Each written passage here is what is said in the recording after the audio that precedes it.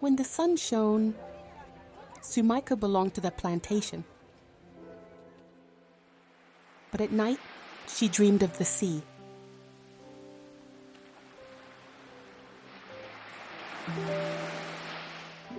When Sumaiko arrived on the island, one of the men who worked the plantation fields found her on the shore of La Bahía Reluciente. The man, who had no children of his own and had recently lost his wife, took the girl home. When Suma was 18, her father fell ill.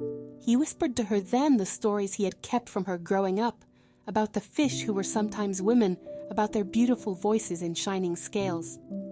He explained that the scales could be removed, and once they were, the sirens would not be able to go back to the water until their scales were returned. He told her then about finding her in the shining water when she was little. He told her about her own scales, and about how he had burned them. Now without them, she could never return to the sea.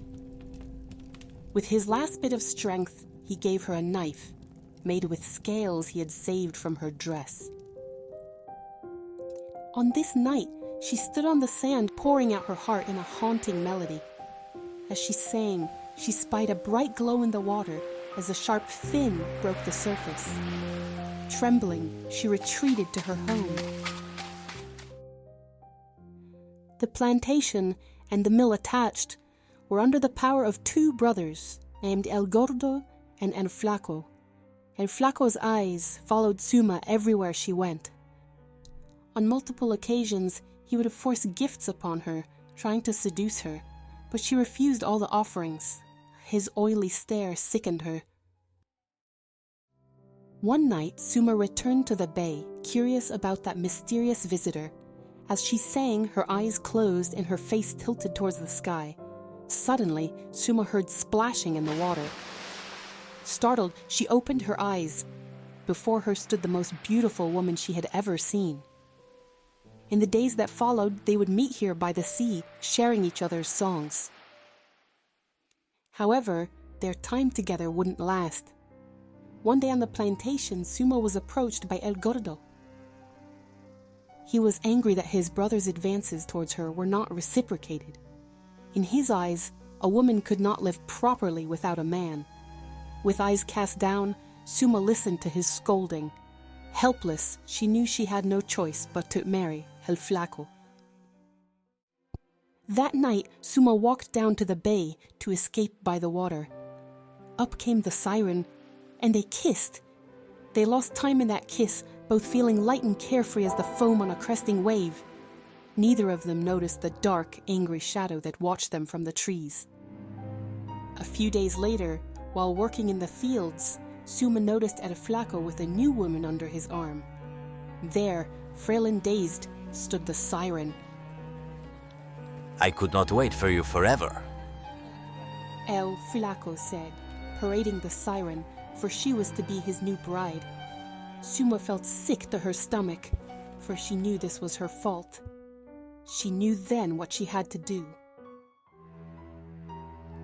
Suma followed El Flaco back to his mansion, flirting with him all the way to his room. Right as he made an advance on her, Suma took out her knife her father gave her and sliced his throat. She grabbed the startled siren's hand along with her scaled magic dress, and they ran out towards the bay. They knew they weren't out of the woods yet. Just as they cleared the tall sugarcane and made their final run, they were stopped. El Gordo stood furiously in their way, pointing a rifle. He was certain he would get his revenge. However, the slaves, who had known Sumaiko since she was a little girl, could not bring themselves to harm her or the siren. They lunged at El Gordo and grabbed his rifle. Now with a second chance, the siren knew that to both return to the water, they would need to split the dress. Quickly, she cut it in two and gave one side to Sumaiko. With this, they ran to the ocean. When they entered the bay, their bodies had changed to that of half-sirens. As they swam away, even with only part of their original form, they knew, together, they were whole. It is said that on clear nights, two glowing shapes can be seen frolicking in the water, the laughing sound of their joyous song carried for miles on the wind.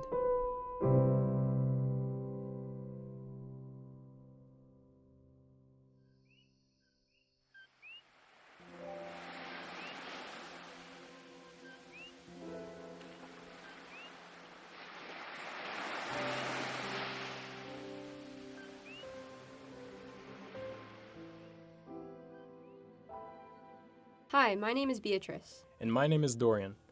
We thank you for watching our animated short, Sumaiko y la Sirena, originally written by Vita Ayala. Like the story, our animated movie adaptation takes place in 1860s Puerto Rico and is about rediscovering identity and finding the courage to claim your freedom. Specifically, it is the freedom to love, but also freedom from the literal slavery that our characters experience. Starting with our poster, we designed the elements to really capture these themes. Sumaiko and the mermaid look to the right, towards a more hopeful future, while the oppressive plantation, represented by a hook shape, holds them back. We analyze the emotional arc of the story as well within this graph, showing how the narrative starts in a darker place but ends in a much more happy one. Our storyboards for our animation also followed this idea. When designing our protagonist, Sumaiko, we wanted to highlight the duality of her character. She's split between the world of the plantation, which is characterized by oppressive straight lines, and the bay, drawn with natural, free-flowing curves. Following this idea, the straight lines of her plantation uniform contrast the roundness of her hair and body. Stylistically, we made sure that anything Sumaiko made brings a softness to the world, so the round patches on her dress are from when she mends her clothes. Sumaiko's siren origins, while hidden well by her father, also show through fish-like details in her design, like her bandana and braid. Despite her circumstances, Sumaiko looks up to the sky with a hopeful expression. Her arm is over her side, clutching onto the knife that her father gave her, which is her only remaining connection to her past, but also the key to her future. For the magical dress that the siren splits with Sumaiko at the end of the story, we focused on the round, organic-shaped language of the bay since it comes from that realm. The design of Sumaiko's hut, where she grows up and her father passes away, slightly differs. Since it's also her father's, there are straight plantation planks that make up its floor and walls. However, Sumaiko's touch is present within the round palm leaves and shells they have collected through the years. The hut's combination of shapes and lines is also seen with Sumaiko's knife. The rounded scales on its blade coexist with the sharp wooden hilt that her father carves. The antagonist of our story, El Flaco, is a character that is fully part of the plantation. He is a tall, predatory figure that looms over Sumaiko, always watching. Because of this, his design takes cues from birds like hawks and pelicans. His tall, oppressive nature is something we designed into the room as well, which stretches vertically with only straight lines. He is a religious fanatic who uses Christianity to assert his control over others.